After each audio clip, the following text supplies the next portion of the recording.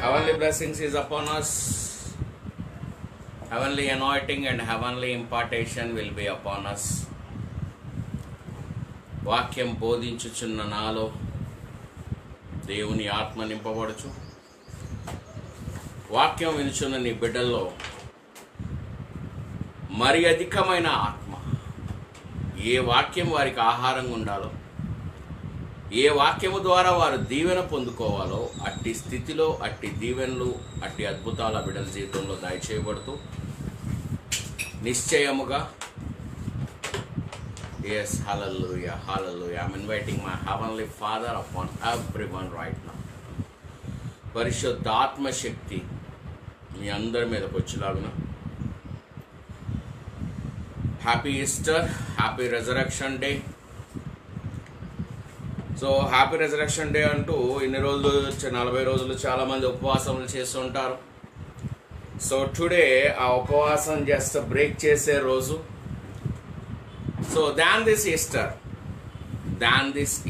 or than this resurrection day, the day of the crucifixion is the most enjoyable day in our lives, because if there is no crucifixion, there is no matter of resurrection.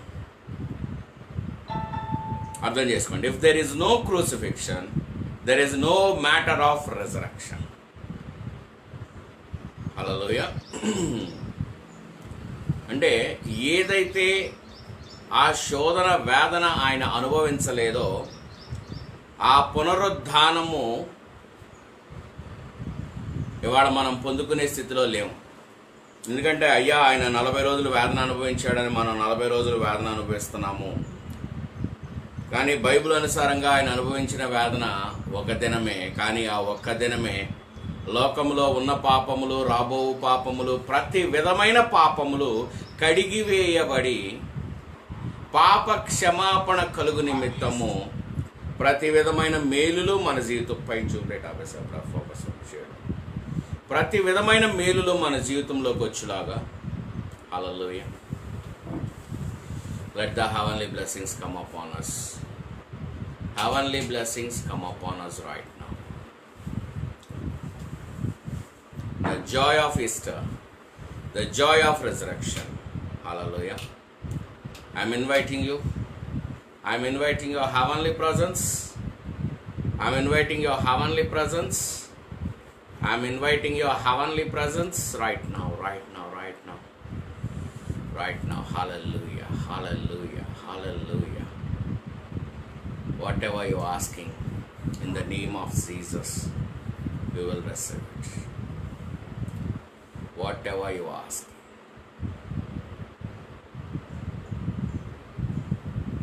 So today we will enter into the word of resurrection. యోహాను 11వ అధ్యాయము 21వ వచనం. యోహాను 11వ అధ్యాయము 21వ వచనం. But today it's a best sermon. It is a life-changing sermon.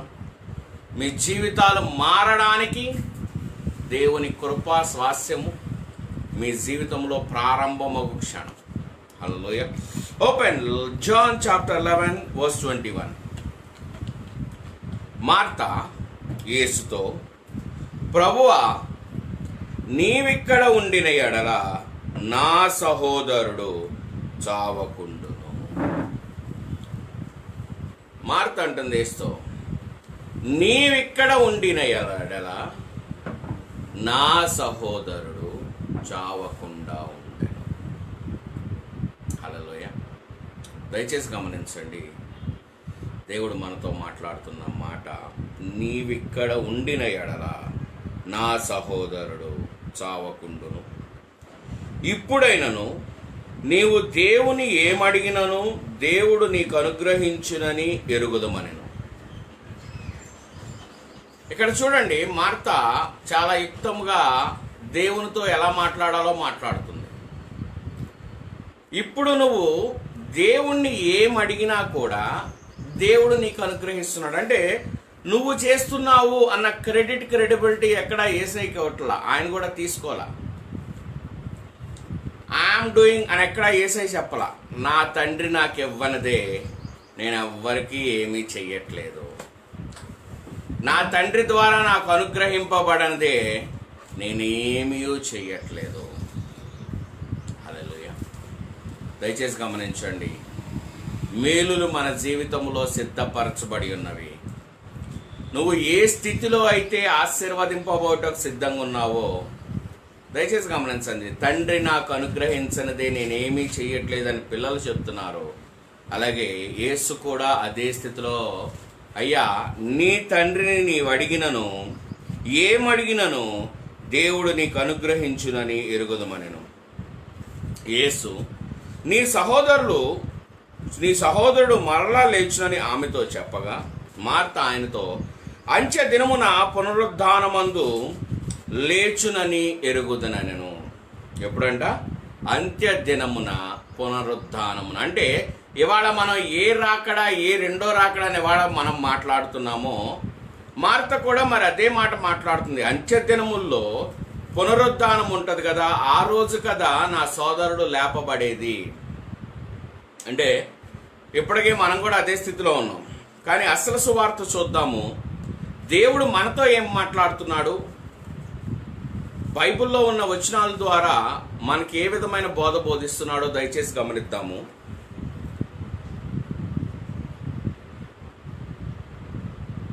అందుకు యేసు, యోహాను 11:25 అందుకు యేసు పునరుద్ధానమందు లేచునని ఎరుగుదునను. అందుకు యేసు పునరుద్ధానమును జీవమును నేనే. హల్లెలూయా. పునరుద్ధానమును జీవమును నేనే అంటే దయచేసి గమనించండి, రెండో రాకడా నువ్వు ఎత్తబడే గుంపులో ఉంటావా, నశించే గుంపులో ఉంటావా, లేదంటే అయ్యా ఆయన 1000 మంది సమూహముతో దేవదూతలతో కలిసి వస్తున్నప్పుడు ఆ గుంపులో ఉంటావా అన్న స్థితిలో మనం వెతుకుతున్నాం. కానీ దయచేసి గమనించండి, దేవుడు మనతో మాట్లాడుతున్నాడు. నేనే పునరుద్ధానమును నేనే జీవమును. అంటే ఆ పునరుద్ధానము నేటి దినమందే నీ జీవితంలో ప్రారంభమయ్యింది. ఆ పునరుద్ధానము ఎప్పుడైతే నువ్వు యేసయ్యను అంగీకరించావో ఆ క్షణమే నువ్వు మరలా నేను మరలా జన్మించాను నువ్వు అంటున్నావు. కానీ దేవుడు అంటున్నాడు నీలో పునరుద్ధానం అంటే దేవుని శక్తి నీలో ప్రారంభమైంది. హల్లెలూయా. ఎందుకంటే బాప్తిజం తీసుకున్నప్పుడు అయ్యా మనందరికీ తెలిసిన విషయము, నేను నా పాపములు కడగవేయబడింది అన్న మాట మనందరికీ తెలుసు. కానీ ఇక్కడ దేవుడు మనతో ఇంకో మాట మాట్లాడతాడు అదే వచనంలో. రోమీలు 6:3 ఒక్కసారి చూద్దాము. రోమీలు 6:3 క్రీస్తు యేసులోనికి బాప్తిజం పొందిన మనమందరము ఆయన మరణములోనికి బాప్తిజం పొందిదమని మీరెరుగరా. అంటే ఏ బాప్తిజం అయితే మనం తీసుకున్నామని మనం అంటున్నామో, నీళ్లలో ముంచబడి యోహాను బాప్తిజం తీసుకున్నామని మనం అంటున్నామో, అదే బాప్తిజం గురించి ఇక్కడ ఇంకో మాట చెప్తున్నాడు. అయ్యా నువ్వు నీళ్లలో ముంచబడ్డావని నీవంటున్నావు, కానీ ఆయన మరణములోని అనుభవంలోనికి నువ్వు వెళ్తున్నావని దేవుడు అంటున్నాడు. ఆయన మరణానుభవం ఎలా జరిగిందండి? కొరడా దెబ్బలు, చేతులకు మేకులు, తల మీద ముళ్ళ కిరీటము, శిలువ మీద వేలాడబడుట. ఇది జరిగి పాప క్షమాపణ జరిగి నువ్వు శిలువ మీద వేలాడబడిన స్థితి నీ పునరుద్ధానము యొక్క స్థితి. హల్లెలూయా. దయచేసి గమనించండి, నువ్వు మరలా జన్మించావు అంటే ఈ వేదనలు అంటే మళ్ళీ మనకేం గుర్తొస్తుంది?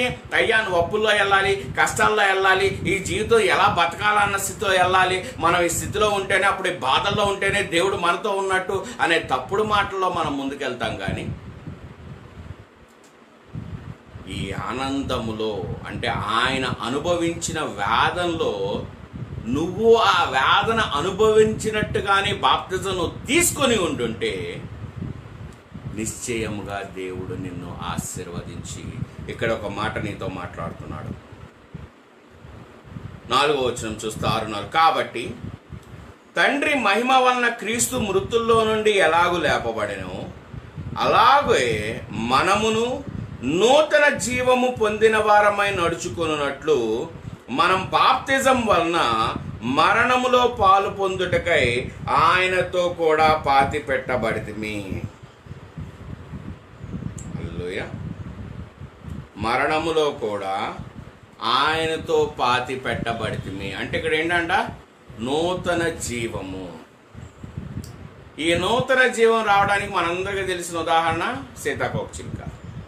అప్పటిదాకా గొంగళి పురుగు, ఆ గొంగళి పురుగే సీతాకోకచిలుకగా మారుతుంది. ఈ సీతాకోకచిలుక పుట్టుక లేదండి, కానీ ఏ గొంగళి పురుగు అయితే తన స్వభావాన్ని మార్చుకోవడానికి సిద్ధపడుతుందో ఆ మార్చుకునే స్వభావమే సీతాకోకచిలుకగా మారుతుంది. అంటే అప్పటిదాకా హేయముగా ఉన్న స్థితి ఆశీర్వాదకరముగా మారుతుంది. అంటే నీ జీవితాన్ని మార్చుకోగలిగే శక్తి ఆ మరణము ద్వారా నువ్వు అనుభవిస్తున్నావు. అంటే బాప్తిజం అంటే అయ్యా నేను వైట్ షర్ట్ వైట్ ప్యాంట్ వేసుకున్నాను, వెళ్ళి యోర్దాన్లో 3 మునకలు మునిగొచ్చాను, నేను యేసయ్యను అంగీకరించాను, ఇది కాదు. నీ నూతన స్వభావము, నీ నూతన క్రియ నీ ద్వారా బయటికి రాబోతుంది. హల్లెలూయా. దయచేసి గమనించండి, ఇక్కడ మాట్లాడుతూ ఇంకో మాట ఏమంటున్నాడంటే, నీ తండ్రిని నువ్వేం అడిగినను అది నీకు దయచేయబడుతుంది. ఏం అడగాలి? నీ తండ్రిని నువ్వేం అడిగినను అది నీకు దయచేయబడుతుంది. అంటే ఇప్పుడు మార్త ఏమడగాలి? చనిపోయే చివరి క్షణంలో గనక నువ్వు ఇక్కడ ఉండుంటే, అయ్యా ఆ ప్రాణం ఆ శరీరమును వదిలి వెళ్ళిపోయే లోపు నువ్వు నీ తండ్రిని అడుగుతావు కాబట్టి తిరిగి ఆ ప్రాణము ఆయనలోనే స్థిరంగా ఉండి నిత్య జీవములో ఆయన ముందుకెళ్తాడు కదా. అంటే మార్తకున్న ఆశ, నువ్వు ఆ క్షణములో అక్కడ ఉండుంటే నువ్వేది అడిగినా తండ్రి నీకు అది అనుగ్రహిస్తాడు. కూడా మనం కూడా ఏమడగాలో ఒక్కసారి చూద్దాం, వాక్యం ద్వారా చూద్దాం. మార్తకున్న తలంపు అది. అందుకే ఆ రోజు యేసయ్య అన్నాడు, నేనే జీవమును నేనే పునరుద్ధానము. మరి దేవుడికున్న తలంపు ఏంటో మన పక్షమున వాక్యం ద్వారా చూద్దాం. Because this is a resurrection. So what is the resurrection you need in your life? ఆ పునరుద్ధానం నీ జీవితంలో ఏం కావాలో దేవుడు నీతో అది మాట్లాడుతున్నాడు. కొలస్సీలు 3వ అధ్యాయము 1వ వచనము. కొలస్సీలు 3వ అధ్యాయము 1వ వచనము. మీరు క్రీస్తుతో కూడా లేపబడిన వారైతే పైనున్న వాటినే వెతకుడి. బాప్తిజంలో ఆయన మరణములోను పాలిభాగస్థుడివై, ఆయన మరణములో ఆయన మహిమ వలన తండ్రి కుమారుణ్ణి ఎలాగ లేపెనో అలాగా నిన్ను మృతుల్లో నుంచి లేపెను అని చెప్పబడినప్పుడు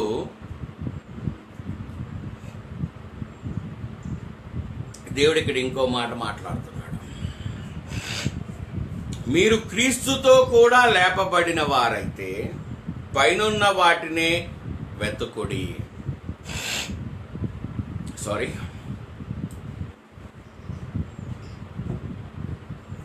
అంటే క్రీస్తుతో కూడా లేపంటే నేను మరణించిన తర్వాత మరలా దేవుని కృపలో ముందుకు వెళ్ళడమా?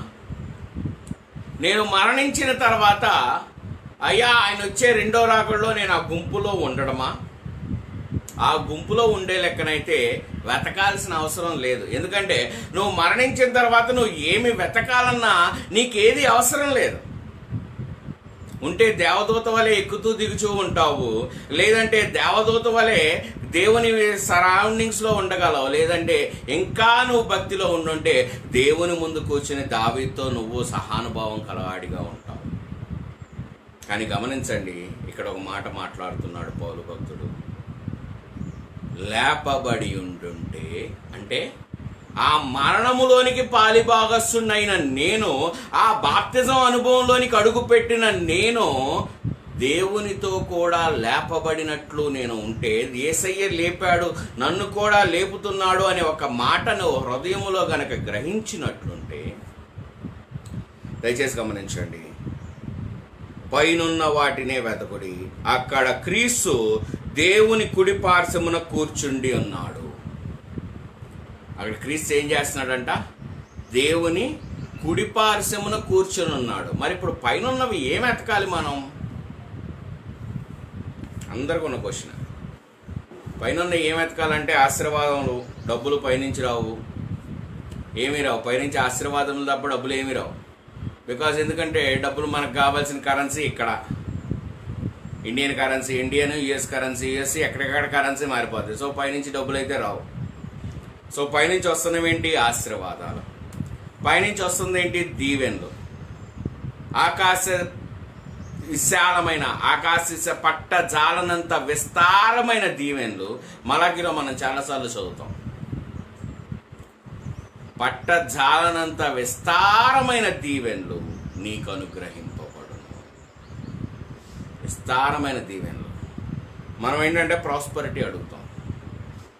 లేదంటే నా భర్త బాగుండాలి, నా భార్య బాగుండాలి, నా పిల్లలు బాగుండాలి, మంచి సమాధానం కావాలి, అన్నీ కావాలని అడుగుతాం. అంటే మనకి ఏది వద్దు, కష్టాలొద్దు, శ్రమలొద్దు, బాధలొద్దు, వేదనలొద్దు. ఇప్పుడు ఈ అనుభవంలోనికి వెళ్తే స్థిరంగా ఉంటామా? ఒక్కసారి ఒక మాట మనం జ్ఞాపకం చేసుకోవాలి. 40 సంవత్సరాలు దేవుడు మన్నాని దయచేశాడు. ఫ్రెష్, ఏ పూటకు ఆ పూట. నువ్వు అది పొద్దున్నే సాయంకాలాన్ని దాచుకున్నా పాడైపోద్ది.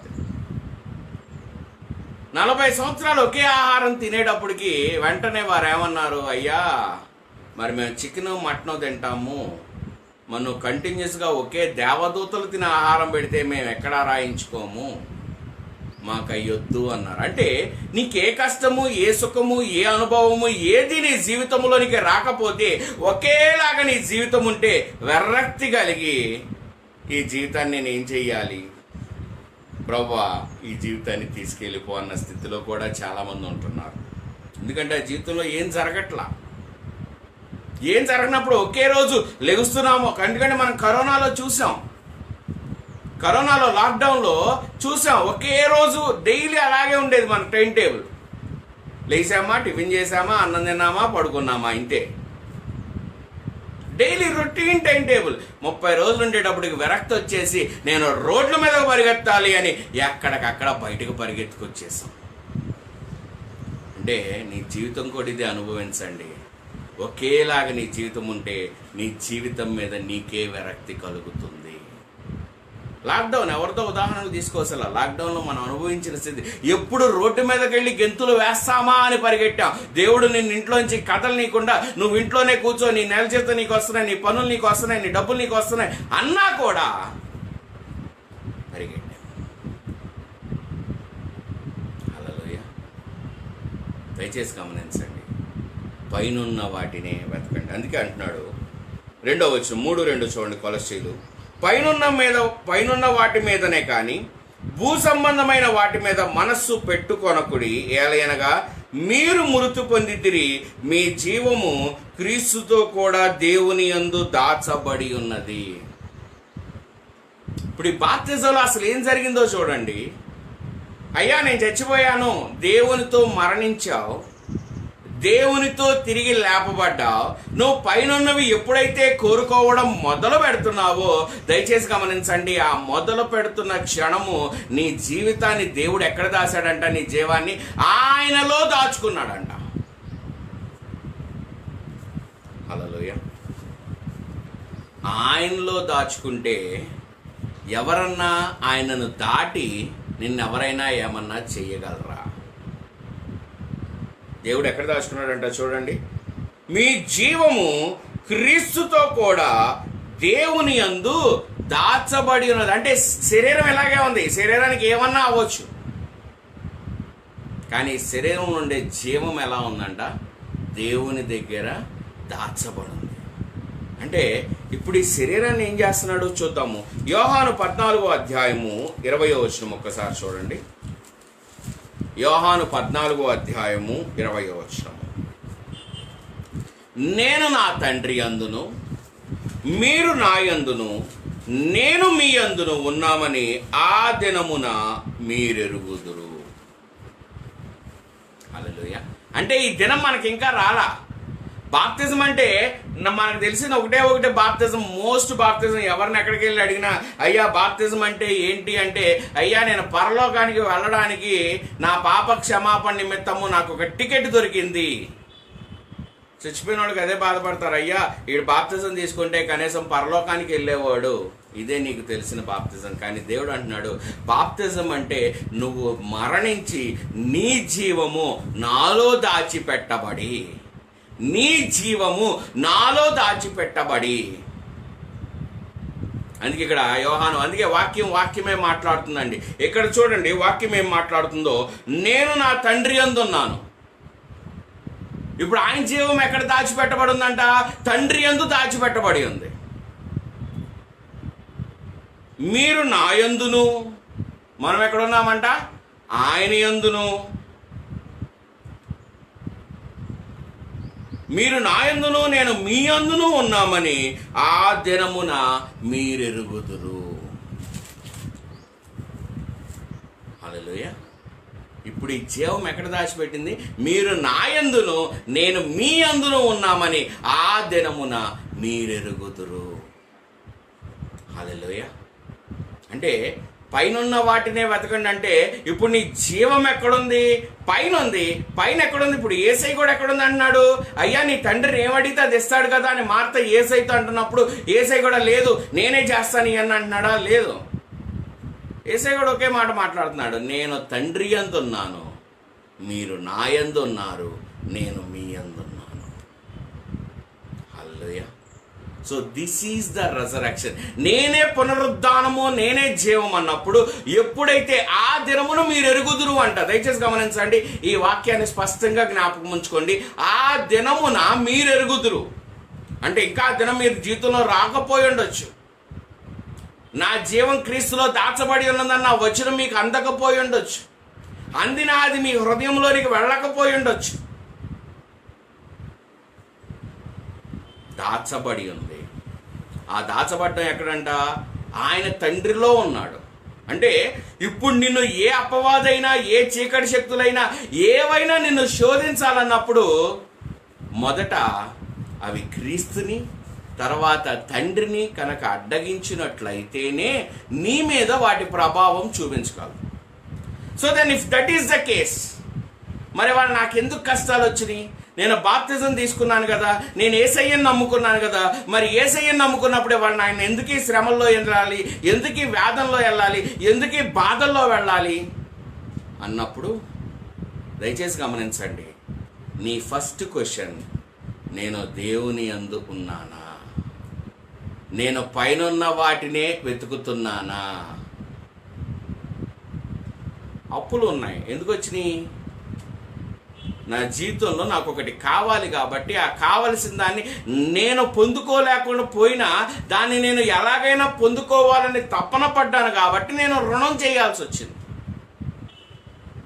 ఆ రుణము సకాలంలో నాకు జీతం అందలేదు కాబట్టి ఆ రుణం ఇంకొక రుణము చేయడానికి ద్వారములు తెరిచింది. గమనించండి. కావాలండి మీ ఈఎంఐలు కడుతుంది అదే, మీ దగ్గర డబ్బులను కొనుక్కోట్లా, నేను కట్టగలను కదా అన్న సామర్థ్యంతో అప్పు చేశారు. వాళ్ళు లాక్డౌన్ వచ్చింది, శాలరీ రాలేదు, మరలా అప్పు తీర్చడానికి ఇంకొక అప్పు తీసుకొచ్చారు ఆ ఈఎంఐ కట్టడానికి. అంటే అప్పు వెనక అప్పు మీ జీవితంలో తలుపు తట్టింది. మరి దీనికి కారణం ఎవరు? పైన వెతకలేదు కదా, కిందున్న వాటిని వెతికి కిందున్న వాటి నిమిత్తమే మీ జీవితంలో అప్పులు తయారైనవి. ఇది గమనించండి. మన ఫుడ్ ఐటమ్స్, మనకు బర్గర్లు పిజ్జాలు కావాలి, which is filled with our fat. అవి తినకపోతే మన నోరు ఊరుకోదు, ఇంక్లూడింగ్ మీ. అవి తినకపోతే నోరు ఊరుకోదు. తిన్నాక ఏమవుతుంది? ఫ్యాట్ తయారవుతుంది. ఫ్యాట్ ఏం చేస్తుంది? ఒబిసిటీ చేస్తుంది. ఒబిసిటీ ఏం చేస్తుంది? హార్ట్ అటాక్, స్ట్రోకులు, ఇవన్నీ అనారోగ్యానికి దారితీస్తుంది. So everything is interlinked. అందుకే పైనున్న వాటినే వెతకండి. పైనున్న వెతికితే దేవుడు నీకు ఇచ్చేది ఏంటంట? మన్నాను నీకు అనుగ్రహిస్తున్నాడు దేవుడు. ఆ మన్నా నీకొద్దు, నీకు చికెను, మటను, ఫిష్, ప్రాన్స్ కావాలి. ఇంకా మాట్లాడుతున్నాడు దేవుడు, మనతో స్పష్టంగా మాట్లాడుతున్నాడు. చూడండి ఎందుకు ఈ కష్టాలు అంటే 21, నా ఆజ్ఞలను అంగీకరించి వాటిని గైకొను వాడే ఇక్కడ మళ్ళీ ఆజ్ఞలు అంటే 10 ఆజ్ఞలోకి వెళ్ళిపోతారు ఇక్కడ జనాలు. దేవుడు ఆజ్ఞలు 2 నిన్ను ప్రేమించినట్టు నీ పొరుగు వారిని ప్రేమించాలి. పూర్ణ హృదయముతో, పూర్ణ ఆత్మతో, పూర్ణ మనస్సుతో నా యొద్దకు రండి. These 2 are the only conditions. ఇవి 2 చేసిన వాడే, ఇవి 2 చేసి నన్ను ప్రేమించువాడు నా తండ్రి వలన ప్రేమింపబడును. ఇది నువ్వు జరిగిస్తే దేవుడు ఏమంటున్నాడంట, నా తండ్రి వలన నువ్వు ప్రేమింపబడతావు. ఆ తండ్రి కుమారులు అని మనం చెప్పం. మాది సంఘం, మాది ఆ సంఘం, మేము ఇంకో సంఘంలో తోపులు, మాదే భూమి మీద గొప్ప సంఘం, మాదే అన్నీ మాయే. క్రీస్తు కూడా చెప్పలా నథింగ్ ఈజ్ మైన్ అని. మాయే మాయే మాయే. కానీ అంటున్నాడు ఇక్కడ దేవుడు, తండ్రికి సంబంధించిన వాడని నేను. Not belong to any denomination. Though you belong to a denomination, you have to receive his inheritance, not your denomination inheritance. నా తండ్రి మహిమ నాలోనికి రావాలి, అది నీలో కావాల్సిన స్థితి. అందుకే ఏ వాక్యాలైతే గైకో నన్ను ప్రేమిస్తున్నాడో అప్పుడు నా తండ్రి వలన అతడు ప్రేమింపబడతాడు. ప్రేమించబడి ఏమంటున్నాడు చూడండి, నేనును వానిని ప్రేమించి వారి నన్ను కనపరుచుకొందునని చెప్పాను. 23వ వచనం చూసినట్లయితే, యేసు, ఒకడు నన్ను ప్రేమించిన ఎడల వాడు నా మాట గైకొనును, అప్పుడు నా తండ్రి వానిని ప్రేమించును, మేము వాని యొద్దకు వచ్చి వాని యొద్ద నివాసము చేతుము. హల్లెలూయా.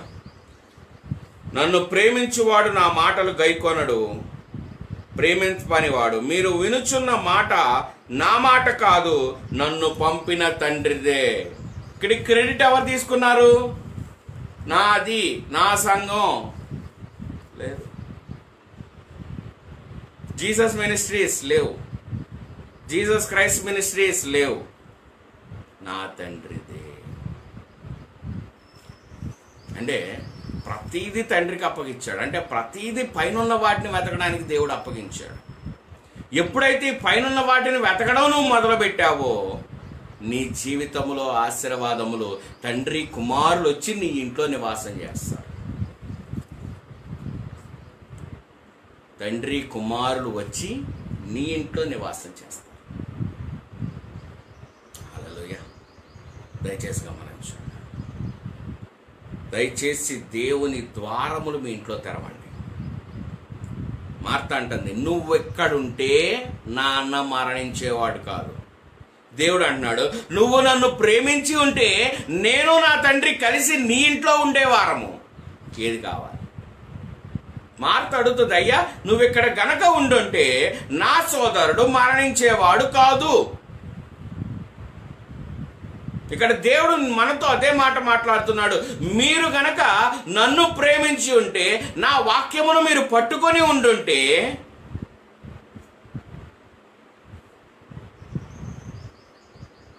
హల్లెలూయా, నేను నా తండ్రి నీ ఇంటి వద్ద నివాసము చేస్తాను. నేను నా తండ్రిను నీ ఇంటి వద్ద నివాసము చేస్తాను. హల్లెలూయా. ఇంకొక మాట మాట్లాడదాం. ఫిలిప్పీలు 3వ అధ్యాయము 19వ వచనం. ఫిలిప్పీలు 3వ అధ్యాయము 19వ వచనం. నాశనమే వారి అంతము, వారి కడుపే వారి దేవుడు. వారు తాము సిగ్గుపడవలసిన సంగతుల యందు అతిశయపడుచున్నారు, భూ సంబంధమైన వాటి అందే మనస్సు నుంచుచున్నారు. ఏంటంట? భూ సంబంధమైన వాటి అందే మనస్సుంచుచున్నారు. మన పౌరస్థితి పరలోకమందున్నది, అక్కడ నుండి ప్రభు అయిన యేసుక్రీస్తు అని రక్షకుని నిమిత్తము కనిపెట్టుకొని ఉన్నాము. మన పౌరస్థితి ఎక్కడుందంట? పరలోకమందుంది. ఈ పౌరస్థితి పరలోకమందు ఉందన్నప్పుడు చాలామంది కొన్ని సువార్త మనం చెప్తుంటాం, అయ్యా ఈ లోకంలో మనకి ఏది శాస్త్రం కాదు, మనకి ఇళ్ళు శాస్త్రం కాదు, మనకి కార్లు బంగ్లాలు ఇవన్నీ శాస్త్రం కాదు, ఎందుకంటే మనం పరలోకం, మన పౌరస్థితి భూమి మీద లేదు, పరలోకమందు ఉన్నది.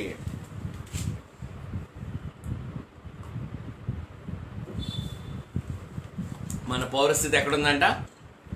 పరలోకమందు ఉన్నది. అందుకే భూమి మీద మనం ఏం వద్దు, దిగంబరులుగా వచ్చాం, దిగంబరులుగా పోదామని వేదాంతం చెప్తాం.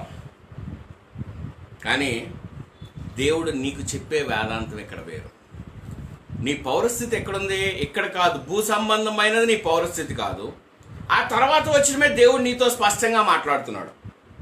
21 చూడండి, 3:21. సమస్తమును తనకు లోపరచుకొనజాలిన శక్తిని బట్టి ఆయన మన దీన శరీరమును తన మహిమ గల శరీరమునకు సమరూపము గలదానిగా మార్చును. ఈ దీన శరీరాన్ని ఆయన మహిమ శరీరముగా సమరూపము గలదానిగా ఈ దీన శరీరం మారుతుంది. అంటే మనకి ఇక్కడ అర్థమైన మాట ఏంటంటే, నువ్వు చచ్చిపోతే మహిమ శరీరం మారుతుంది. అందుకే నువ్వు పెట్టేదేంటి? మహిమలోనికి ప్రవేశం. హల్లెలూయా. ఇక్కడ అర్థం చేసుకోండి, ఒక్క వచనం అర్థం చేసుకోండి. మన దేన శరీరము తన మహిమ గల శరీరమునకు సమరూపము గలదానిగా మార్చును. ఈ దేన శరీరం ఎలా మారుతుందంట? ఆయన మహిమ గల శరీరముగా సమరూపము గలదానిగా మారుతుందంట. ఇక్కడ కూడా మనం ఇంకో వచనం మాట్లాడుకోవాలి. ఎందుకంటే ఈ మహిమ అన్న మాట వెంటనే నిన్నేం చేస్తుందంటే చచ్చిపోయిన స్థితిలోకి తీసుకెళ్తుంది. మహిమలోనికి ప్రవేశం. బతుకున్నప్పుడు ఏ మనిషికి మహిమ ఉండదు, చచ్చిపోయాకే మహిమ వస్తుంది. చూద్దాం, ఆ మహిమ కూడా చూద్దాం. యోహాను 17. ఎందుకంటే ఈ పునరుద్ధానం నీకులోకి రావాలంటే, ఇవన్నీ నీకు అర్థం కాకపోతే, ఆ మహిమ స్వరూపము నీలో మార్చబడకపోతే నీకు ఈ వాక్యం అర్థం కాదు. మహిమ రూపమునకు సమరూపము గలదానిగా మార్చబడుతుంది. హల్లెలూయా. ఇక్కడ చూద్దాం 17:20. మరియు నీవు నన్ను పంపితవని 14 నుంచి చూద్దామండి.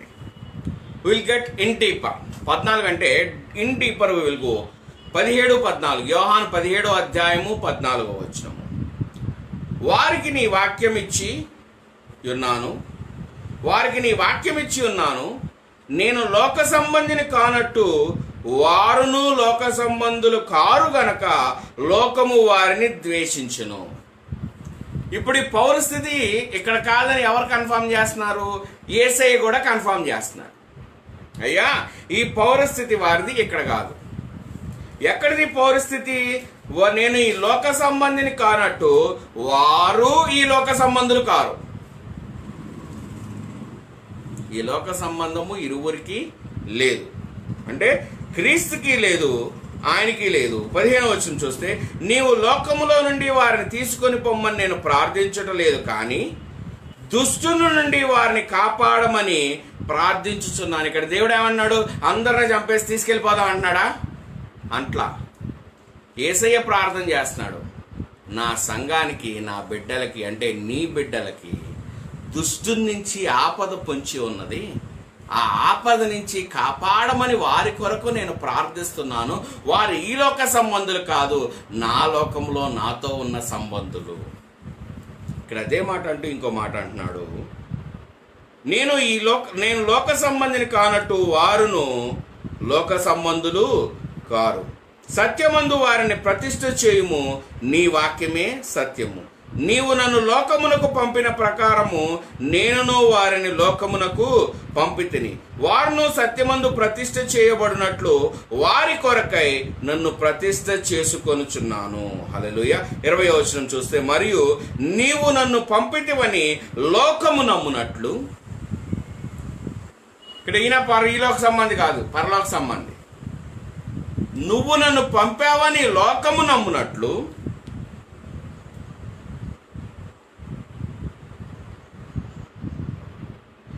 తండ్రి నాయందు నీవును నీయందు నేనును ఉన్నలాగున వారును మన యందు ఏకమై ఉండవలనని వారి కొరకు మాత్రము నేను ప్రార్థించుటలేదు, వారు వాక్యము వలన నా యందు విశ్వాసముంచు వారందరూ ఏకమై ఉండవలనని వారి కొరకు ప్రార్థించుచున్నాను. నేను తండ్రి యందును తండ్రి నా యందును ఉన్నామన్న మాట మాట్లాడుతూ మనిద్దరము ఏకముగా ఎలాగున్నామో వారు కూడా నా యందు ఉండాలంట. హల్లెలూయా. దేవుడు మాట్లాడుతున్నాడు, వారు కూడా నా యందు ఉండాలి.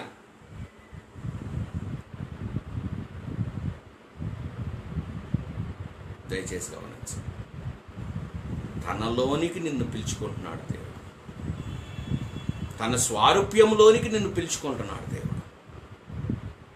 పోని స్వారూప్యము తనదా? కాదు, నా తండ్రి. ఆ తండ్రి స్వారూప్యములోనికి నిన్ను పిలుచుకుంటున్నాడు. అలాగే గమనించినట్లయితే మనము ఏకమై ఉన్నలాగున వారును మన యందు ఏకమై ఉండాలని వారి కొరకు ప్రార్థించున్నాను.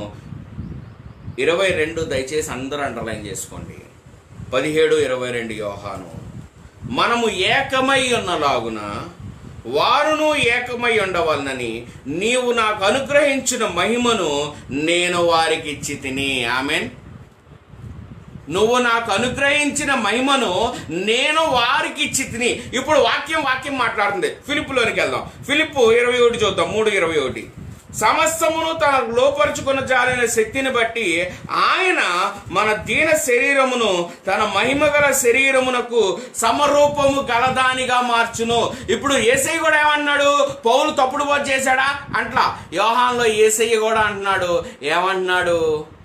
నేను తండ్రి యందు ఉన్నాను, తండ్రి నా యందు ఉన్నాడు, మన ఇద్దరం ఏకమై ఉన్నలాగున ఈ బిడ్డలు మనతో ఏకమై ఉండాలి. ఈ మనతో ఏకమై ఉండడానికి నువ్వు ఏ మహిమైతే నాకు ఇచ్చి భూమి మీదకి ఇచ్చి నన్ను పంపించావో అదే మహిమను నేను నా బిడ్డలకి ఇస్తున్నాను. ఇక్కడ ఫిలిప్తో ఏమంటున్నాడు?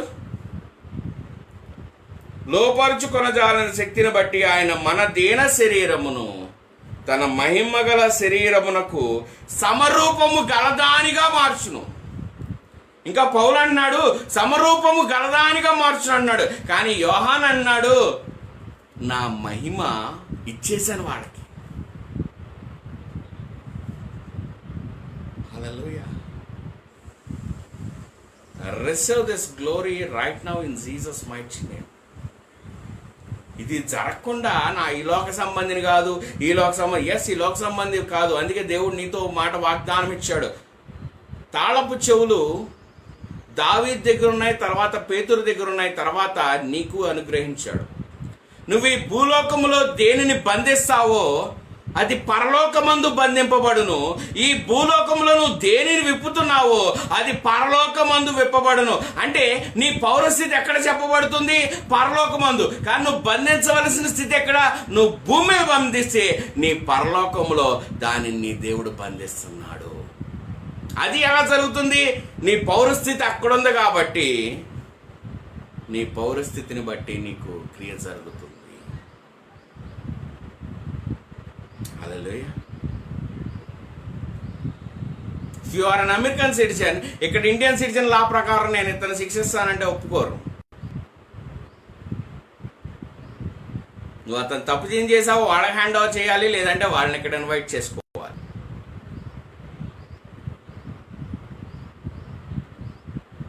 అంటే గమనించండి, the embassy, if an embassy is doing a certain rules, then God is also allowing a certain rules in your life.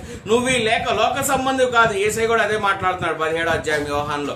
అయ్యా నేను ఈ లోక సంబంధిని కానట్టు వారును ఈ లోక సంబంధులు కారు, నన్ను ద్వేషించబడినట్టు వారును ద్వేషింపబడతారు. ఇక్కడ ద్వేషింపబడతారంటే మనం కులాన్ని చూస్తాం. నీ కులం దేవుడికి కాదు. క్రీస్తు నిమిత్తము నువ్వు ద్వేషింపబడి ఉంటేనే ఆ ద్వేషము నీ మీదకి వస్తుంది. నన్ను అప్పుల గురించి పక్కన వచ్చి తిట్టాడండి, నాకు ఇది లేదని అది లేదని పక్కింటోళ్ళు ఎగతాళి చేశారు. ఈ ద్వేషాలు ఈ లోకంలో నువ్వు కల్పించుకున్నవే, దేవుడు నీకు ఇచ్చినవి కాదు. పక్కనోళ్ళు నన్ను చూసి నవ్వలేదు, పక్కనోళ్ళు నన్ను చూసి ఏడ్చారు, నేను ఈ చీర కట్టుకుంటే నచ్చలేదు, ఆ చీర కట్టుకుంటే నచ్చింది, నేను అలా ఉంటే ఇదైంది. ఇవన్నీ నువ్వు కల్పించుకున్నవే తప్ప ఎక్కడా పరలోక సంబంధమైనవి కాదు. అందుకే దేవుడు అంటున్నాడు,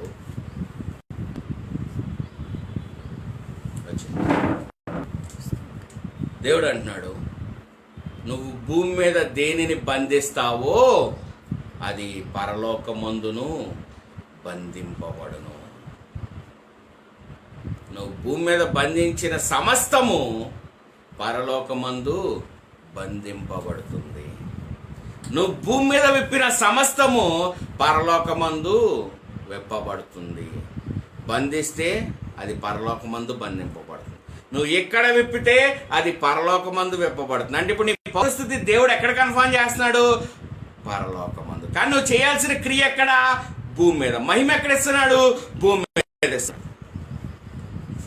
అర్థం చేసుకోండి, నా పరిస్థితి ఇక్కడ కాదండి, నాకు ఇల్లు అవసరం లేదు, పిల్లలు అవసరం లేదు, గుడ్లు అవసరం లేదు, గోదావరి అవసరం లేదంటే నువ్వు భూమి మీద దేన్ని బంధించావో నీ పౌరస్థితి ఎందుకంటే ఇక్కడ ఒక మాట మనం స్పష్టంగా చెప్పాలి. పౌలు దెబ్బలు తినవలసి వచ్చినప్పుడల్లా ఆమె రోమన్ అంటాడు. రోమిల్ని 40 కొరడా దెబ్బలు కొట్టడానికి ఎవ్వరికి హక్కు అధికారం లేదు. అందుకే 39 కొరడా దెబ్బలు కొట్టేసి ఆపేసేవాడు పౌల్ని. Because he has used his word, I belong to a Roman citizen civilization and a Roman citizen. నేను రోమన్ సిటిజన్ అన్నప్పుడు ఎవ్వరు రోమన్స్ని కొట్టే దమ్ము ధైర్యం ఎవ్వడికి లేదు. 40 దెబ్బలు కొట్టారంటే ఆ రాజ్యం అక్కడ అంతమైపోవాల్సిందే. అందుకే పౌలు 39 దెబ్బలతో ఆపేసేవాళ్ళు. సో పౌల్ యూజ్ సిటిజన్షిప్. నేను రోమీయుడను.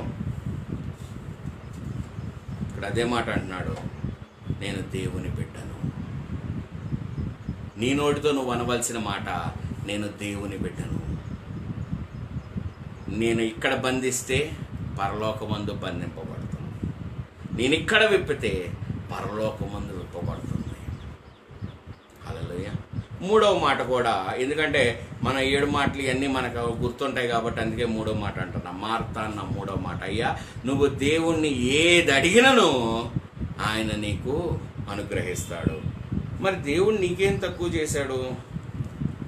చూద్దాం. 14:13 యోహాను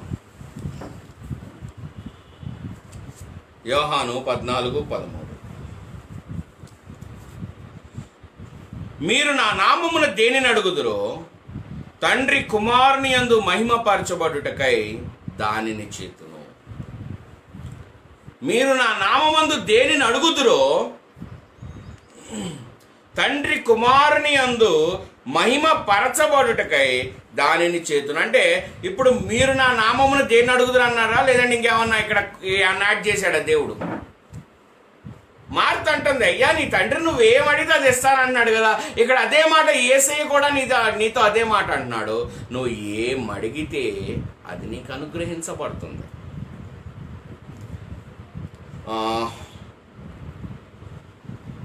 16:22 యోహాను 16:22 చూడండి. అడగడంలో కూడా ప్రతి మాటకి అర్థం దేవుడు బోధిస్తున్నాడండి. మార్త అడిగిన ప్రతి మాటకి దేవుడు వాక్యం ద్వారానే వాడు మనకు సమాధానం చెప్తున్నాడు. ఆ పునరుద్ధానమును జీవమును నేనే అన్నప్పుడు నాలో నిన్ను దాచుకున్నాను కదా, నువ్వు దాచుకున్నావని నీవు ఎరిగి ఉంటే నేను నా తండ్రి నీ ఇంటికి వచ్చి భోజనం చేస్తాం. అయ్యా మాది పరిస్థితి ఇక్కడ కాదు, పరలోకమందు ఉన్నది అన్నప్పుడు పరలోకమందు నువ్వు భూమి మీద దేన్ని బంధిస్తున్నావో అది పరలోకమందు బంధింపబడుతుంది, భూమి మీద దేన్ని విప్పుతున్నావో అది పరలోకమందు విప్పబడుతుందని నీ పౌరస్థితి గురించి దేవుడు మాట్లాడాడు. మహిమ రూపము సమరూపముగా గలదానిగా మార్చును అంటే, అయ్యా తండ్రి కుమారుని అందున్నాడు, కుమారుడు తండ్రి అందున్నాడు, నా నిమిత్తము వారు తెలుసుకోవాలంటే నాకు ఏ మహిమ అయితే నువ్వు ఇచ్చి పంపించావో అదే మహిమ నేను వారికి అనుగ్రహిస్తున్నాను. చచ్చిపోయిన తర్వాత కాదండి ఇచ్చేది మహిమ. చచ్చిపోయిన వాళ్ళ కోసం అంటే ఇక బైబుల్ మనం చదవ అవసరం లేదు, పక్కన పడేయచ్చు. నువ్వు చచ్చాక ఏమవుతావు అనే బాధపడే బదులు బతికున్నప్పుడు నీకు దేవుడు నీ శరీరాన్ని నీ జీవాన్ని ఎక్కడ దాచుకున్నాడో గ్రహించండి. హల్లెలూయా. అందుకే ఇక్కడ ఇంకో మాట మాట్లాడుతున్నాడు. 16:22 యోహాను 16:22 అటువలే మీరును ఇప్పుడు దుఃఖపడుచున్నారు, కానీ మిమ్మల్ని మరలా చూచెదను, అప్పుడు మీ హృదయము సంతోషించును, మీ సంతోషమును ఎవడును మీ యొద్ద నుండి తీసివేయడు. ఇది కూడా చచ్చిపోయిన తర్వాతే అనుకుంటాం. అబ్బో పరలోకం వెళ్ళిపోతే అంతా సంతోషమే, ఏడుపులు ఉండవు, కష్టాలు ఉండవు, బాధలు ఉండవు, కన్నీళ్ళు ఉండవు, అంతా సంతోషమే. కానీ ఈ సంతోషాన్ని ఎవ్వడూ మీ యొద్ద నుండి తీసివేయలేడంటే ఏ దుష్టశక్తి, ఏ అపవాది మీ యొద్ద నుండి ఈ సంతోషాన్ని దొంగిలించలేదు. దయచేసి గమనించండి. This is what lord is releasing a word in your life. ఆ సంతోషం నేను చూస్తాను అంటున్నాడు, కానీ ఆ సంతోషాన్ని మీరు చూపించుకోవట్లేదు. హల్లెలూయా. అందుకే ఇక్కడ అంటున్నాడు చూడండి 23, ఆ దినమున మీరు దేని గూర్చి నన్ను అడగరు. ఆ దినమున మీరు దేని గూర్చి నన్ను అడగరు. ఇప్పుడేంట ఏమి అడగరంట, ఆ దినమున దేని గూర్చి అడగరంట. హల్లెలూయా. దయచేసి గమనించండి. మనం ఇప్పటికీ అడుగుతాం, ప్రభువా నువ్వు నాకేమిస్తావు, నాకు ఇల్లు ఇస్తావా, కారు ఇస్తావా, బంగ్లా ఇస్తావా, ఏమిస్తావు, ఇప్పటికీ అడుగుతాం. కానీ దేవుడు అంటున్నాడు, నీ సంతోషం పరిపూర్ణమైనప్పుడు నువ్వు అడగడానికి కూడా నీ దగ్గర ఏమీ లేదు. ఎందుకంటే నేను నా తండ్రి వచ్చి నీ ఇంట్లో నివాసం చేస్తాను. వాక్యమే. నువ్వు నా యందు సంతోషపడే దినము రావాలంటే నేను నా తండ్రి నీ ఇంటికి వచ్చి నీ ఇంట్లో ఉంటున్నావు, నీ దీన శరీరాన్ని మహిమాల శరీరమునకు సమరూపంగా మారుస్తున్నావు అన్నప్పుడు, తండ్రి నువ్వు నాకు ఏ మహిమనిచ్చావో అదే మహిమని నీ బిడ్డలకు నేను ఇస్తున్నాను అన్నప్పుడు ఈ దీన శరీరము మహిమ శరీరంగా మారి, ఈ మహిమ శరీరము సంతోషానికి కారణమై, ఈ సంతోషం వలన నువ్వు నన్ను ఆ దినమున ఏమీ అడగవు.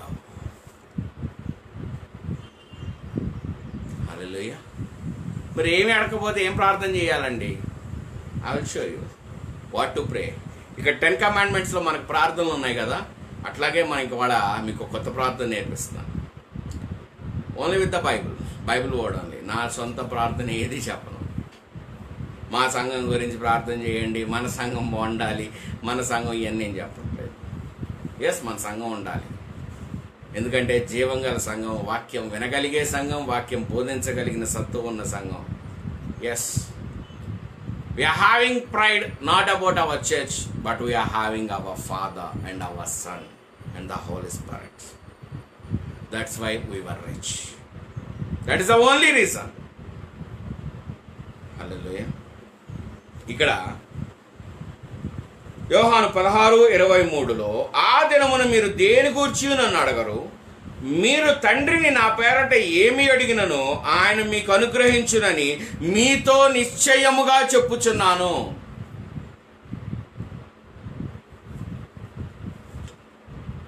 ఏమి అడిగినను నిశ్చయముగా మీతో చెప్పుచున్నాను. దయచేసి గమనించండి. జాన్ 16:23 ఆ దినమున మీరు ఏది నన్ను అడగరు, మీరు నా తండ్రిని నా పేరట ఏమి అడిగినను ఆయన మీకు అనుగ్రహించునని మీతో నిశ్చయముగా చెప్పుచున్నాడు. మార్త ఏమడిగింది? యేసయ్యను ఏమడిగింది? అయ్యా నువ్వు గనక ఇక్కడ ఉండుంటే నా సోదరుడు మరణించేవాడు కాదు. నువ్వు గనక ఇప్పుడు నీ తండ్రిని ఏమన్నా అడగగలిగితే నా తండ్రి అది నీకు ఇస్తాడని నాకు తెలుసు. ఇప్పుడు దేవుడు ఏమంటున్నాడు? నువ్వు నా యందు ఉన్నావు, నీ జీవము నా యందు దాచబెట్టబడింది. బాప్తిజంలో నువ్వు నాతో పాటు మరణించి నాతో పాటు తిరిగి లేచి ఈ లోక సంబంధమైనవి కాకుండా పరలోక సంబంధమైనవి వెతకడం మొదలుపెట్టినప్పుడు, నేను ఎప్పుడైతే నీకు అనుగ్రహింపబడ్డానో, నన్ను నేను ఎప్పుడైతే నీకు కనపరుచుకుని ఉన్నానో, ఆ దినమున దీని గూర్చి నువ్వు నన్ను అడగవు.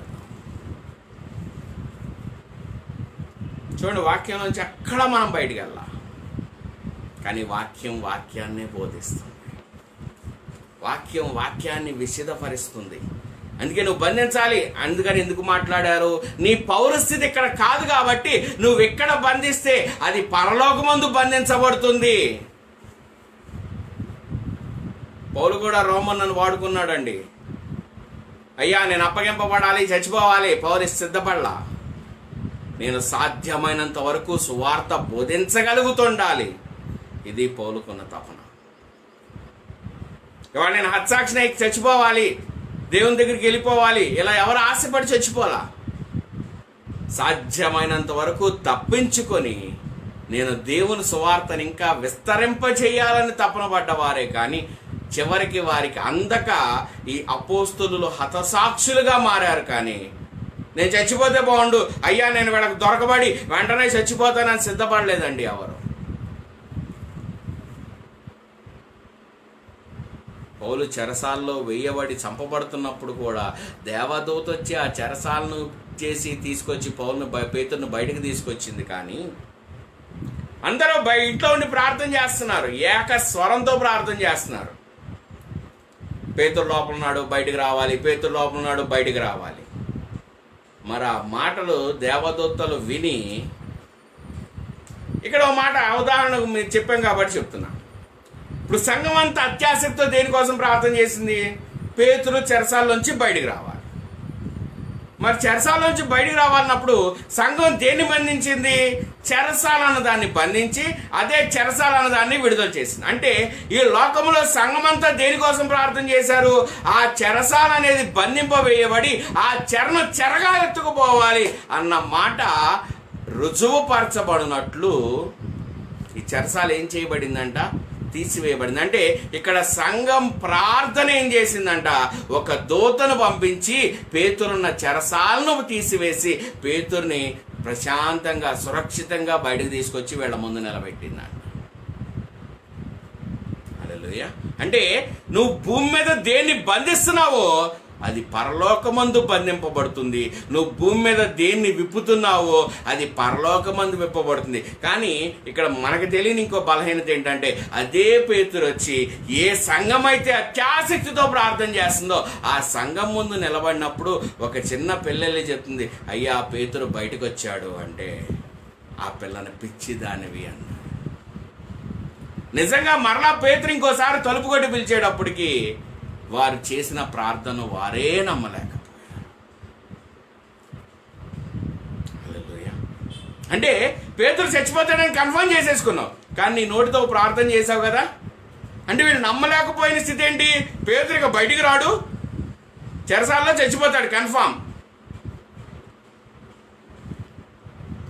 అంటే ఇక్కడ పునరుద్ధానం ఎక్కడ ప్రార్థన చేసి ఉపయోగపడింది?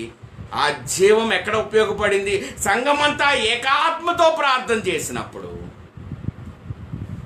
ఆ సంఘము యొక్క ప్రార్థన పరలోకమందు వినపడి పరలోకము నుంచి ఒక దూత భూమి మీదకి వచ్చి పేతురు చెరసాల్లో ఉన్న 54 మందిని, ఎందుకంటే ఇప్పుడు ఆ పదం నాకు గుర్తు రావట్లేదు, ఆ 54 మందిని అడ్డు తప్పించి పేతుర్ని, చతుష్టయమో ఏదో ఉంది, పేతుర్ని ఆ చెరసాల నుంచి బయటకు తీసుకొచ్చి. అంటే ఇప్పుడు ఈ సంబంధమా, నువ్వు పరలోక సంబంధివా?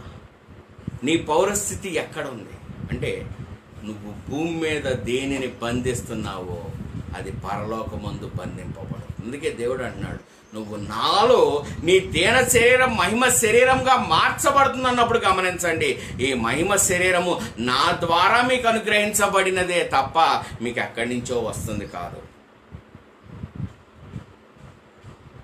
Hallelujah. Believe in His word. Believe in His word, then you will be a righteous man. Then you will receive His righteous spirit. దేవుని బలమైన ఆత్మ నీ మీద ఉంటుంది. హల్లెలూయా. అందుకే ఆ దినమున మీరు నన్ను ఏం అడగరు, ఎందుకంటే నేను నా తండ్రి మీతో ఉన్నాం కదా, మీకు అడిగే అవసరం కూడా ఇక రాకపోవచ్చు. కానీ ఒకవేళ నా నామమున మీరు నన్ను ఏది అడిగినా తండ్రి నన్ను మహిమపరచడానికి దానిని మీ జీవితంలో జరిగిస్తాడు. ఓన్లీ ఎప్పుడు?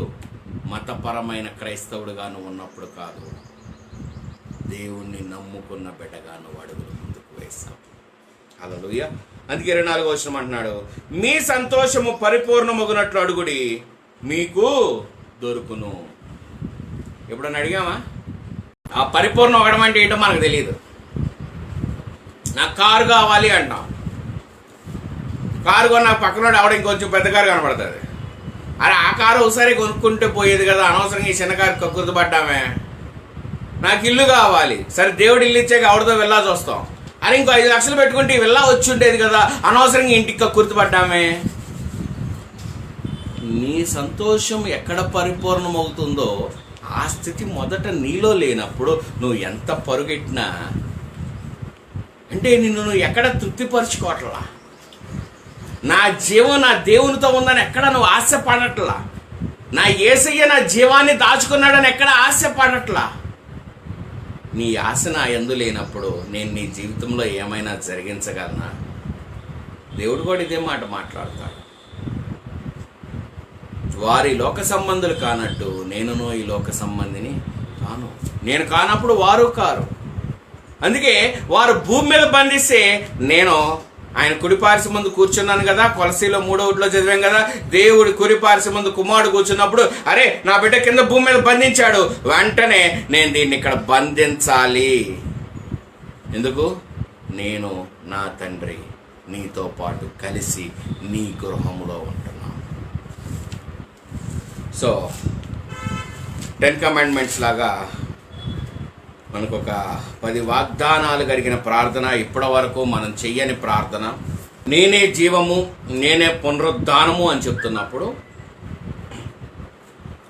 ఆ మాటలు మన జీవితంలో రుజువుపరచబడి నిమిత్తము కొలస్సీలు 1:9.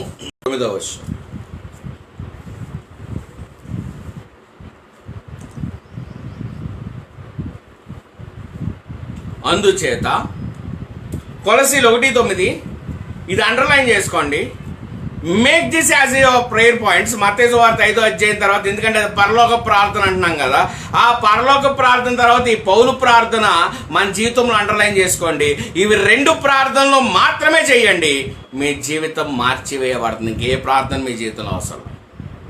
ద ఫస్ట్ పాయింట్, అందుచేత ఈ సంగతి విన్నాటి నుండి నేను మీ నిమిత్తము ప్రార్థన చేయుట మానక. పౌలు ప్రార్థన చేస్తున్నాడు, చేస్తూ అంటున్నాడు మీకు సంపూర్ణ జ్ఞానమును. మొదటి ప్రార్థన ప్రేయర్ పాయింట్, ప్రభువా నాకు సంపూర్ణ జ్ఞానం కావాలి అని అడగండి. నా జనులు జ్ఞానము లేకనే నశిస్తున్నారు. సో ఇక్కడ ఏం కావాలంట? సంపూర్ణమైన జ్ఞానము. 2వ చూడండి, ఆత్మ సంబంధమైన వివేకము గలవారును. సంపూర్ణమైన జ్ఞానం వచ్చిన తర్వాత ఆత్మ సంబంధమైన వివేకం కావాలంట. హల్లెలూయా. ఎందుకంటే నక్కలకు తోడేళ్లకు మధ్యలో నేను మిమ్మల్ని పంపిస్తున్నాను, వివేకముగా నడుచుకోండి. దేవుడే మాట్లాడుతున్నాడు. ఆ వివేకం ఎక్కడి నుంచి వస్తుందంట? ఆత్మ సంపూర్ణమవునప్పుడు. 3వ చూడండి, ఆయన చిత్తము పూర్ణముగా గ్రహించిన వారునై. 3వది ఏంటంట? ఆయన చిత్తమును పూర్ణముగా గ్రహించిన వారై. దీంట్లో మనకు అర్థమైంది ఏంటంటే, ప్రభువా నీ చిత్తమైతే ఈ పెళ్లి చేయి, ప్రభువా నీ చిత్తమైతే ఇల్లు కట్టు, ప్రభువా నీ చిత్తమైతే ఈ జర్నీని తీసుకెళ్ళు, ప్రభువా ఈ చిత్తమైతే నేను పక్కింట్లోకి వెళ్ళాలి. ఇది మన చెత్త ప్రార్థన. కానీ దేవుడు ప్రార్థన చూడండి, ఆయన చిత్తం ఏదైతుందో అది పరిపూర్ణంగా నీ యందు జరిగించబడాలంట. నువ్వు పక్కింటికి వెళ్ళడానికో, ఎదురింటికి వెళ్ళడానికో, ఈ పెళ్లి చేసుకోవడానికో, ఆ పెళ్లి చేసుకోవడానికి, ఇల్లు కొనడానికో, కారు కొనడానికి కాదంట ఆయన చిత్తం. ఆయన చిత్తం ఇప్పుడే తెలుసుకున్నాం. మీరు నన్ను ప్రేమించిన ఎడల మీ యందు నీ జీవాన్ని నాలో దాచుకున్నాను, నేను తండ్రి యందు దాచబడ్డాను. ఇది ఆయన చిత్తం. ఈ చిత్తం పరిపూర్ణం అవ్వడానికి. హల్లెలూయా. ఆయన చిత్తమును పూర్ణముగా గ్రహించిన వారినై. అంటే ప్రతిదాని ప్రభువా నీ చిత్తమైతే చెయ్యి అంటాం కాదు, ప్రభువా ఇది నీ చిత్తమై ఉన్నది గనుకే నేను ఈ క్రియ జరిగిస్తున్నాను అని చెప్పగలిగే సామర్థ్యము నీలోనికి రావాలి. హల్లెలూయా. ప్రతి సత్కార్యములో సఫలగుచు. ప్రభువా ఇది నీ చిత్తం కాదేమో, అందుకే నా జీవితంలో జరగలా. ప్రభువా నేను ఏం చేసినా సక్సెస్ అవును. ఏంటో బిజినెస్ చేసినా ఫెయిలే, జాబ్ చేసినా ఫెయిలే, ఏం చేసినా ఫెయిలే, సక్సెస్ అవును. ప్రతి సత్కార్యములో సఫలులగుచు. అంటే when I started anything it has to be enter in to A success zone at any cost. నువ్వు దేనికోసం సిద్ధపరచబడ్డావో ఆ సిద్ధపరిచి దాని నిమిత్తము నువ్వు సఫలులగుటవే దేవుని చిత్తం. ప్రభువా నీ చిత్తం కాదేమో, నాకు ఇంజనీరింగ్ సీట్ రాలా, మెడిసిన్ రాలా, మంచి భర్త రాలా, మంచి భార్య రాలా, మంచి పిల్లలు రాలా. This is not the will of the God. This is your chosen destiny. నువ్వు సిద్ధపరుచుకుని నీ అంతటా నువ్వు క్రియరూపంలో జరిగించిన డెస్టినీ తప్ప ఇది దేవుని ద్వారా నీకు కలిగిన డెస్టినీ కాదు. దేవుడు ఏంటి? ప్రతి సత్కార్యములో సఫలులగుచు. ఎప్పుడు? జ్ఞానం ఉంది కదా, నా ద్వారా వచ్చింది. ఆత్మ వివేచన ఉంది కదా, నా ద్వారా వచ్చింది. నీ చిత్తము సంపూర్ణమైంది కదా, నా చిత్తమేంటో నువ్వు గ్రహించగలిగి నువ్వు ప్రార్థన చేసి ముందుకెళ్ళావు కదా. ఇప్పుడు నువ్వు చేసే ప్రతి పని సఫలులవుతావు. Every work. దేవుని విషయమైన జ్ఞానమందు అభివృద్ధి పొందుచు. చూడండి, ఇదంతా ఒకటే వాక్యము, కానీ ముక్కలు చేస్తే 10 వాగ్దానాలు మన ఇంట్లో ఎలా పెట్టుకున్నామో ఈ 10 ప్రార్థనా నియమాలు మన ఇంట్లో పెట్టుకోవలసిన అవసరత కలిగి ఉంది వాడు.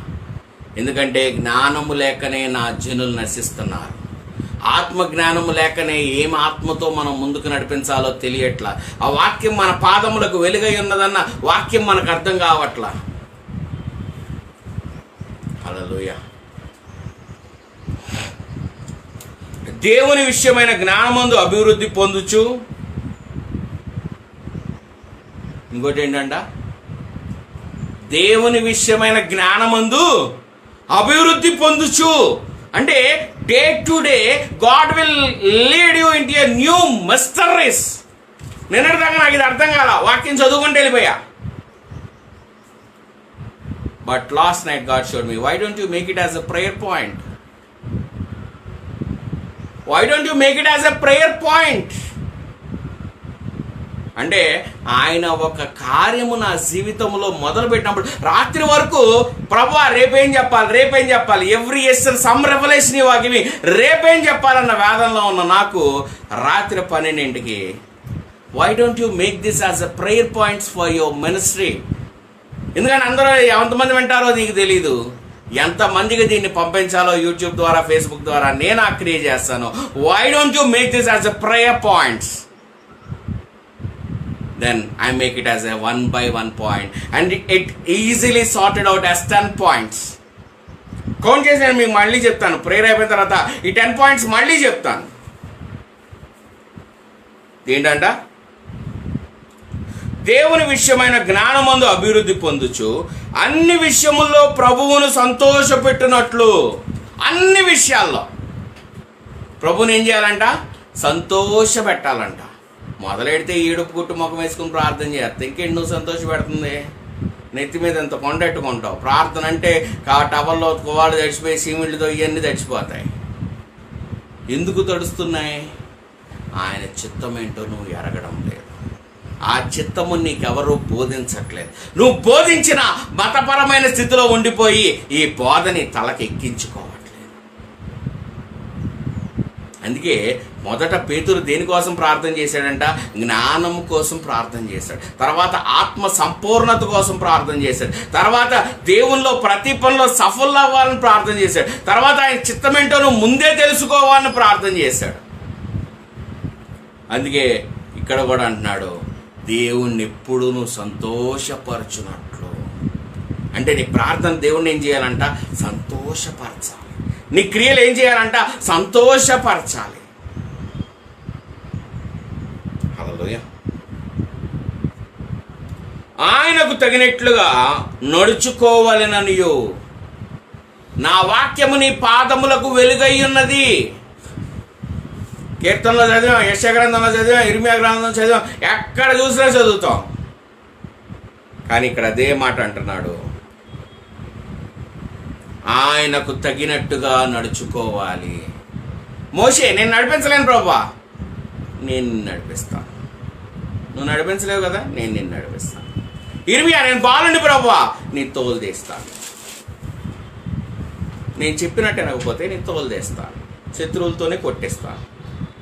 యెషయా గ్రంథంలో అయ్యా నాకు నచ్చిన సువార్త నేను చెప్పుకుంటాను, తోలుదేస్తాను నీది. యెషయా గ్రంథం 19వ అధ్యాయంలో ఉంటుంది. అయ్యా మాకు నచ్చిన బోధ మేము చేసుకుంటామంటే నా గురించి మీరు మీకు నోటికి వచ్చినట్టు మాట్లాడితే మీ తోలు తీసే బాధ్యత నాదే, దేవుడు చెప్తున్నాడు. మోషే నేను చెప్తున్నాను, నువ్వు నడిపించంతే. నీకు 80 వచ్చినాయా 40 వచ్చినాయా ఇది కాదు నేను అంటుంది, నేను చెప్తున్నాను నువ్వు నడిపించు. అయ్యా నోటి మాన్యం గలవాడిని, వెనక అహరోన్ని తీసుకెళ్ళు, నాకు కథలు చెప్పొద్దు. హల్లెలూయా. మన డెస్టినేషన్ ఇస్ ప్రిపేర్డ్. నీ అంతటా నువ్వు సిద్ధపరచుకుంటే నువ్వు ఏడుస్తావేమో, కానీ దేవుని ద్వారా సిద్ధపరచబడి ఉంటే నీ జీవితంలో శోధన అన్నదే నీ తలుపు తట్టడానికి అది భయపడుతుంది. హల్లెలూయా. ఆనందముతో కూడిన పూర్ణమైన ఓర్పును దీర్ఘశాంతమును కనబరుచున్నట్లు. ఆనందముతో కూడిన, నువ్వు ఎంత ఏడితే దేవుడిని మనం తింటాడు. ఏడు. ఏమైపోయింది ప్రార్థన? ఆనందముతో కూడిన పూర్ణమైన ఓర్పు. ఓర్పు ఉంటే కన్నీరు రాదండి. ఈ ఓర్పు లేనప్పుడే కన్నీరు నీ జీవితంలోనికి వస్తుంది. ఈ భరించలేనప్పుడే నువ్వు వేదనలో ఉంటావు, ఆనందము నీ దగ్గరికి రానేదు. అందుకే దేవుడు అంటాడు యెషయా గ్రంథంలో, అయ్యా నీ కన్నీటిని తుడిచివేసి ఆనంద తైలమును నింపుతాను. కన్నీళ్ళు ఒప్పుకుంటాయి, నువ్వు ఆవిరైపోతావు, నీ ఎముకల్లో జీవం పోద్ది. కానీ నీ ఆనంద తైలం చూడండి షైన్ అవుతుంటుంది. ఆనంద తైలం ఎంత తుడుచుకున్నా పోదు, కన్నీళ్ళు తుడుచుకుంటే పోతాయి. ఆనంద తైలం ఎంత తుడుచుకున్నా పోదు, నూనె ఇంకా జిడ్డుగానే ఉంటుంది ఇలా తుడిస్తే. మన జిడ్డు మొక్కలు అంతే కదా, ఎంత తుడిచినా అలా జిడ్డు వస్తుంది. అదే దేవుని ఆనంద తైలం అంటే నువ్వు తోడ్చాలనుకున్నా అది నీ వద్ద నిండిపోతుంది. అందుకే దేవుడు అంటున్నాడు, ఓర్పు గలవాడవై దీర్ఘశాంతముతో ఆ ఆనందము నీ యందు కనపడాలి. ఆయన మహిమ శక్తిని బట్టి సంపూర్ణ బలముతో బలపరచబడవలెననియు. ఏంటంట? ఆయన మహిమ శక్తిని బట్టి. ఇందాకే మనం 2 వాక్యాలు చెప్పుకున్నాం. తండ్రి నువ్వు నాకు ఏ మహిమనిచ్చావో అదే మహిమని నేను వాళ్ళ మీదకి ఇస్తున్నాను. ఫిలిప్పీలో అంటాడు, అయ్యా నీ బిడ్డల్ని మహిమ శక్తి దీన శరీరమును నీ శక్తితో మహిమ శరీరముగా మారుస్తున్నాను. ఇక్కడ అదే మాట అంటున్నాడు, తన మహిమ శక్తిని బట్టి, ఆయన మహిమ శక్తిని బట్టి సంపూర్ణ బలముతో బలపరచబడవలననియు తేజోవాసులైన పరిశుద్ధుల స్వాస్థ్యములో పాలివారమగుటకు మనలను పాత్రులుగా చేసిన తండ్రికి. చూడండి ఇక్కడ ఎవరంట? తేజోవాసులైన పరిశుద్ధులు. తేజోవాసులైన పరిశుద్ధులు. స్టెఫను చచ్చిపోతున్నప్పుడు ముఖం ఎలా కనపడిందంట? దేవదూతల స్వరూపం వంటి స్వరూపం కనపడింది. హల్లెలూయా. దయచేసి గమనించండి, ఈ స్వాస్థ్యము దేవుని కృపయ్యున్నది.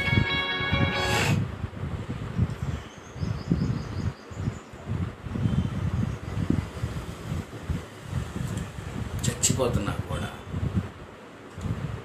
ఆ తేజోవాసులు అంటే ఆ దేవతా స్వరూపం నీలో కనపడుతుంది. తేజోవాసులైన పరిశుద్ధుల స్వాస్థ్యములో పాలివారమగుటకు మనలను పాత్రులుగా చేసిన తండ్రికి మీరు కృతజ్ఞతాస్తుతులు చెల్లింపవలననియు దేవుని బతిమలాడుకొనుచున్నాను. ఇటువంటి ప్రార్థన మీ జీవితంలో ఉండాలని పౌలు అంటున్నాడు.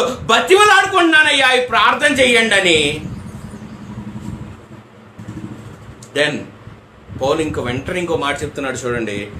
ఆయన మనలను అంధకార సంబంధమైన అధికారములో నుండి విడుదల చేసి తాను ప్రేమించిన తన కుమారుని యొక్క రాజ్య నివాసులుగా చేసి. whenever you are doing this as a prayer points, ఇప్పుడు నువ్వు ఏమవుతున్నావంట? ఆయన రాజ్యములో, ఆయన కుడిపార్శ్వమును అక్కడ కూర్చుని ఉన్నప్పుడు భూమి మీద ఆయన రాజ్య నివాసులుగా చేసినప్పుడు నువ్వు దేన్ని బంధిస్తున్నావో అది పరలోకమందు బంధింపబడుతుంది. దేనిని విప్పుతున్నావో అది పరలోకమందు విప్పబడుతున్నది. ఎందుకు ఇప్పుడు నువ్వేం మారావు? ఆయన రాజ్య నివాసుడిగా మారావు. నీ పౌరస్థితి మారిపోయింది. ఇక్కడ you are not belong to a Christian or Persian or Jew or Indian or whatever it is. You are belong to me. నా స్వారూప్యంలోనికి, నా రాజ్యంలోనికి నువ్వు మారిపోయావు. అందుకే నా పౌరస్థితి నీకు ఇస్తున్నా.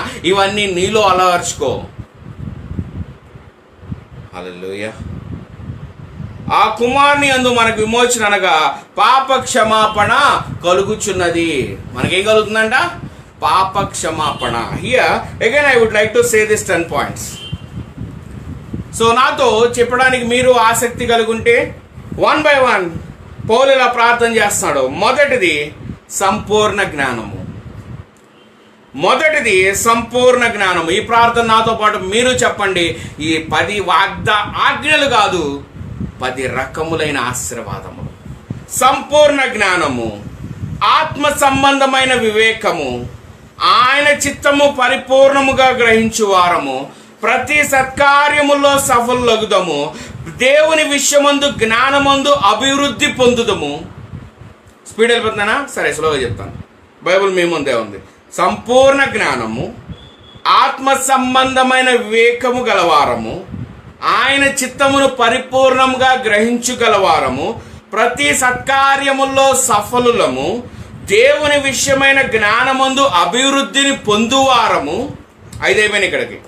6వది అన్ని విషయముల్లో ప్రభువును సంతోషపెట్టువారము. అన్ని విషయముల్లో ప్రభువును సంతోషపెట్టువారము, ఆనందముతో కూడిన పూర్ణమైన ఓర్పు గలవారము, దీర్ఘ శాంతము కనపరచువారము, ఆయన మహిమ శక్తిని బట్టి సంపూర్ణ బలముతో బలపరచబడువారము. ఆయన మహిమ శక్తిని బట్టి సంపూర్ణ బలముతో బలపరచబడువారము, తేజోవాసులైన పరిశుద్ధుల స్వాస్థ్యములో పాలివారము. These are the 10 points. So make this as a 10 points. నువ్వు ఎక్కడ ఏ జ్ఞానము, ఏ ఓర్పుతో, ఏ ఆనందముతో, ఏ దీర్ఘశాంతంతో నువ్వు ఎలా నడవాలో the God will teach to you. So then your resurrection starts from this second onwards. Amen. Your resurrection starts right now. మార్తకి ఇది బోధిస్తున్నప్పుడు దేవుడు అన్నాడు, నేనే పునరుద్ధానమును, నేనే జీవమును. ఇప్పుడు నీ జీవం నా యందు దాచబెట్టబడి ఉంది కదా. ఇప్పుడు నీ పునరుద్ధానము నా ద్వారా ఈ 10 వాక్యములు, వాగ్దానములు, ప్రార్థన ద్వారా నీ జీవితం మార్చబడుతుంది. Hallelujah. Make this as a 10 prayer points daily. ఒకసారి చేస్తారు, 2 సార్లు చేస్తారు, 3 సార్లు చేస్తారు. లేదంటే ఒక పెన్ అండ్ పేపర్ మీద పెట్టుకోండి, గోడ మీద పెట్టుకోండి. ఇంట్లోకి వెళ్ళినప్పుడు, వచ్చినప్పుడు ప్రతిదీ చదువుతూ ఉండండి. ఇది చదివినప్పుడల్లా దేవుడు నిన్ను నీ సంపూర్ణమైన క్రియాకృపలో ముందుకు నడిపిస్తాడు. అయ్యా, నా నీతిని, నా రాజ్యాన్ని వెతకండి అంటున్నాం కదా. ఈ 10 వాగ్దానములు నీ జీవితంలో నెరవేర్చబడినప్పుడు నువ్వు ఆయన రాజ్య నివాసునిగా మార్చివేయబడ్డావు. నీ పౌర సంబంధి మార్చివేయబడుతుంది. Then if you are binding here, it will reflect in the heaven. If you are open here, it will reflect the same in the heaven. తండ్రి కుడి పార్శ్వమందు కుమారుడు నీ కోసం కూర్చుని ఎదురు చూస్తున్నాడు. దీన శరీరాన్ని మహిమ శరీరంగా నీ కోసం మార్చి ఎదురు చూస్తున్నాడు. The Lord will release a blessings upon your life right now in Jesus' mighty name. Close your eyes. Let's pray. పునరుద్ధానము నేనే, జీవాన్ని నేనే. Hallelujah, hallelujah, hallelujah. Give your heart right now. Give your heart right now to Christ. Give your heart right now. ప్రభువా, నా జీవితాన్ని నీకు ఇస్తున్నాను తండ్రి. ప్రభువా, నా జీవము నీ యందు దాచుకుని ఉన్నావయ్యా. ప్రభువా, బాప్తిజం అనగా నీతో పాతి పెట్టబడి తండ్రి మహిమతో నువ్వు ఎలా లేపబడ్డావో అదే మహిమతో నేను లేపగడగలిగిన స్వాస్థ్యము నా జీవితంలోనికి దయచేసిన విధమును బట్టి దేవా నీకే కృతజ్ఞతాస్తుతులు నాయన. Lord lord lord lord, every hand be anointed right now in Jesus' mighty name. Every hand be anointed right now in Jesus' mighty name. నడినెత్తి మొదలుకొని అరికాల వరకు every part is anointed right now. Your every thought is anointed right now. Wherever you are, the distance is not at all the barrier. మీరు ఎప్పుడు ఏ స్థలమందు ఏ సమయమందు ఈ వాక్యము వాగ్దానములు చూసినను, it is going to change, life changing sermon right now in Jesus' mighty name. నీ ప్రార్థన విజ్ఞాపనలు మార్చబోవున్నట్లు ప్రభువా, సంపూర్ణమైన జ్ఞానము, నిన్ను సంతోషపరచగలిగే అభిషేకము, నీ జీవములో నింపబడే స్వాస్థ్యం, కృప వెంబడి కృప, మహిమ నుంచి అధిక మహిమ, దీర్ఘశాంతము, శక్తి, బలం, everything come upon us right now. Come upon us right now. నీ గొప్ప శక్తి మాలో పూర్ణమగునట్లు నీ ప్రేమని కృపని మాకు దయచేయమని యేసు అతి పరిశుద్ధ నామములో నాయనా. ఈస్టర్, హల్లెలూయా, గుడ్ ఫ్రైడే అని బాధపడ్డాము, ఈస్టర్ అని సంతోషపడుతున్నాం.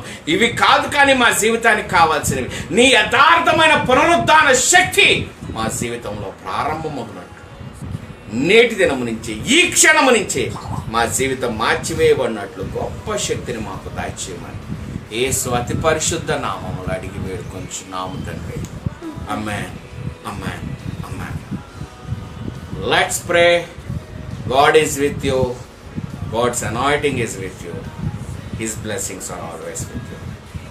Happy Easter, happy Resurrection Day, whatever it is, but you have to fill with the Christ. Then only you will enjoy His presence. Have a great joy and peace upon you right now in Jesus' mighty name. Amen.